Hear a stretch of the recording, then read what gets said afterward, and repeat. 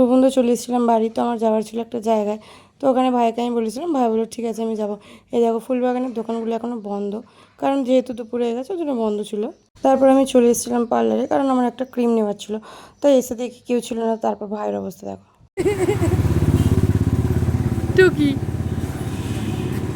ভাই এখন নতুন ফোন কিনে রেলা নিচ্ছে, রেলা দেখো দেখো দেখেছো? এই দেখো এই দেখো, আমার ফটো তোলার চেষ্টা করছে। এটা কি ছিল? দিদিটা চলে এসেছিলো, আমিও ঢুকে গেলাম পার্লারে। পার্লারেই বড় বড় মিরারগুলো আমার খুব ভালো লাগে। এখানে দাঁড়িয়ে একটু ভিডিও করা যায়, হচ্ছে ভালো লাগে। তারপর দিদি ক্রিমটা খুঁজে পাচ্ছিলাম না, তারপর খুঁজে পাওয়ার পর ক্রিমটা আমার হাতে দিয়ে দিল। আমি অমনি ক্রিমটা নিয়ে বাড়িতে চলে এসেছিলাম। তারপর দেখলাম সুজয়দা চলে এসেছে। সুজয়দা এসেছে এখানে কী করছিলাম ঠিক বুঝতে পারছিলাম না, কারণ কীভাবে বসে রয়েছে দেখো।